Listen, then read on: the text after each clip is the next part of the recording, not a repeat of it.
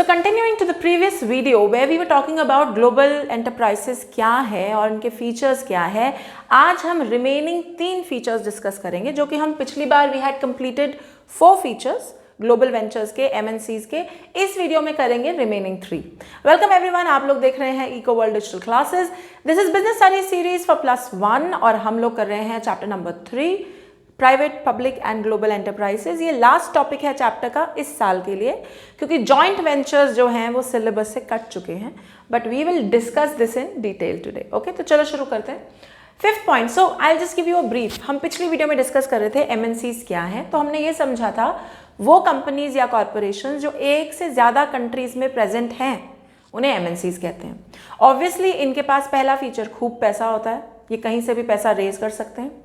दूसरा, ये किसी भी कंट्री में एंटर कर सकते हैं, लेकिन उन कंट्री की कंपनी से ये अग्रीमेंट साइन करवाते हैं और उन अग्रीमेंट में सारी बातें, डिविडेंड कितना, शेयर प्राइस कितना, कितने बॉन्ड्स, कितने डिबेंचर्स, कौन कितना लेगा, प्रॉफिट कितना आएगा, ये सब चीज़ें पहले ही अग्रीमेंट में साइन हो जाती हैं।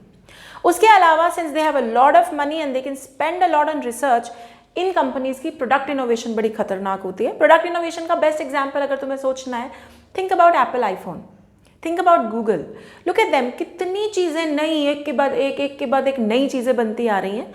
ये चीज़ें रिसर्च से आती हैं और रिसर्च नीड्स मनी, तो इनके पास पैसा है तो प्रोडक्ट इनोवेशन भी हो पाती है। End of course they use advance technology. ये 4 पॉइंट थे जो हमने पिछली वीडियो में कवर किए। आगे बढ़ते हैं, 5वां इनका फीचर डिस्कस करते हैं, मार्केटिंग स्ट्रैटेजीज। मार्केटिंग क्या है? Okay, what is marketing? तुम्हें कैसे पता कि एप्पल आईफोन जैसी एक बला दुनिया में एग्जिस्ट करती है? How do you know it? TV पे एड्स, राइट, प्रिंट मीडिया में एड्स, मार्केटिंग जगह जगह इनकी होर्डिंग है, जगह जगह इनके न्यूज़ में आ रहा है, मीडिया में आ रहा है। तो ये सब चीज़ों के लिए खूब तगड़ा पैसा लगता है। इनफैक्ट जितनी ज़्यादा मार्केटिंग करनी है उतना ज़्यादा पैसा लगाना है। And these companies since they are very rich are extremely aggressive in their marketing strategy. Aggressive मतलब दबा के पैसा खर्च करो और कोई कोना कुछ मत छोड़ो।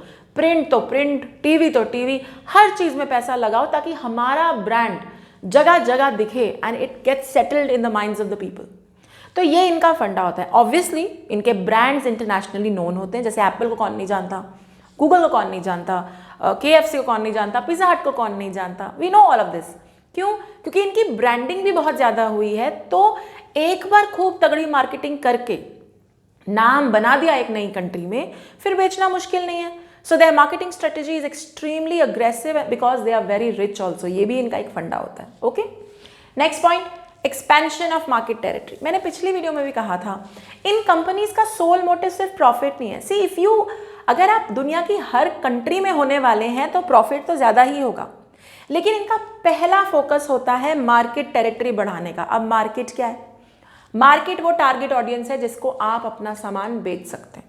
तो अब मान लीजिए आप US की कंपनी है, आपने US में हर किसी को बेच लिया, हर किसी के पास, तकरीबन 90% लोगों के पास तुम्हारी कमोडिटी है।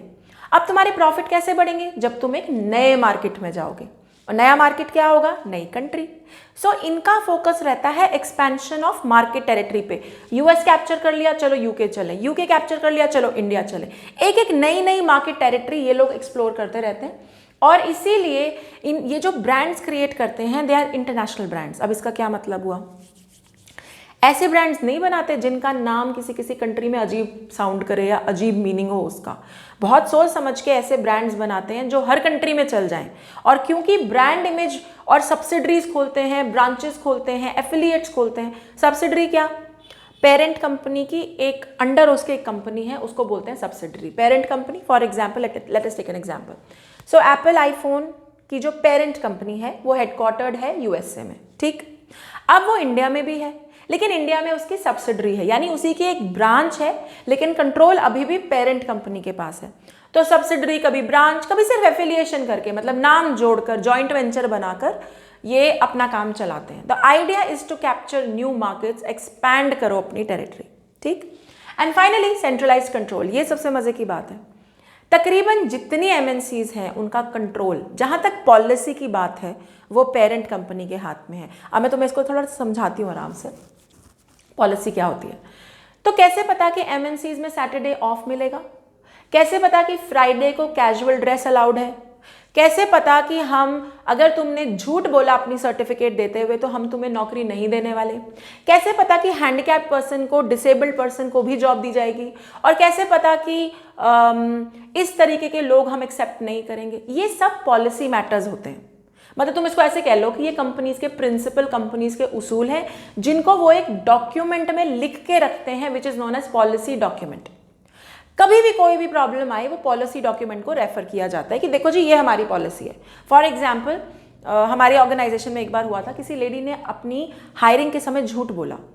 She was a good lady, बहुत अच्छा काम करती थी, बट सर्टिफिकेट गलत दिखाई, पकड़ी गई। इमीडिएटली उनको जाने को बोला गया। उन्होंने अपनी ये बात रखी कि यार मैं तो बहुत अच्छा काम करती हूँ, but it was told to her it's a policy matter. हम झूठ वाले बंदे को नहीं लेते, हम इस चीज़ को एक्सेप्ट नहीं करते, ये पॉलिसी मैटर है। तो ये जो पॉलिसी मैटर है ये पेरेंट कंपनी के हाथ में है। तो मतलब एप्पल यूएसए की जो पॉलिसी है वो अक्रॉस दुनिया जितनी उसकी सब्सिडरीज है वहां चलेगी। हाँ, डे टू डे ऑपरेशंस में, दिन प्रतिदिन के काम में वो इंटरफेयर नहीं करते। उसका कारण भी है, यूएस वाले को क्या पता इंडिया में कैसे काम होता है ना? यूएस वाले को क्या पता कि जाम्बिया में कैसे काम होता है? तो डे टू डे की जो वर्किंग है वो लोकल लोगों के हाथ में होती है, but the entire policy matter, जो मोटे मोटे स्ट्रैटेजी है, कहाँ मार्केट में घुसना है, क्या कैप्चर करना है, कौन सी चीज़ एक्सेप्टेबल है, कौन सी नहीं, वो सब remains in the hands of the parent company. I hope you are clear parent company क्या है? Parent company is the main company, जैसे Apple USA, सब्सिडरी जो उसकी ब्रांचेस हैं इन अक्रॉस कंट्री। जैसे हमारे केस में Tata happens to be parent company which is headquartered in India, और अगर टाटा ब्रांचेस खोलती है अक्रॉस द वर्ल्ड तो वो उसकी सब्सिडरी होगी। क्लियर है? समझ में आ गया? Okay, so with this we close global global enterprises. अब हम समझ चुके हैं कि ग्लोबल एंटरप्राइजेस मल्टीपल जगहों पर होती है, और एक मोटी बात जो तुम्हें समझ में आ चुकी होगी वो ये, इनके पास खूब पैसा होता है, इसलिए रिसर्च तगड़ी, प्रोडक्ट इनोवेशन तगड़ी, मार्केटिंग बहुत ज़्यादा, डिस्ट्रीब्यूशन हर जगह पहुंच जाते हैं, और कंट्रोल लेकिन इनका पेरेंट कंपनी के ही हैंड में होता है। Okay, with this we close chapter number 3 for this year. Joint ventures like I said is out of syllabus this year, और अगला चैप्टर अब हम शुरू करेंगे, chapter number 4। So if you are watching me on YouTube, don't forget to like, share, subscribe and comment, and stay tuned. Bye bye, take care.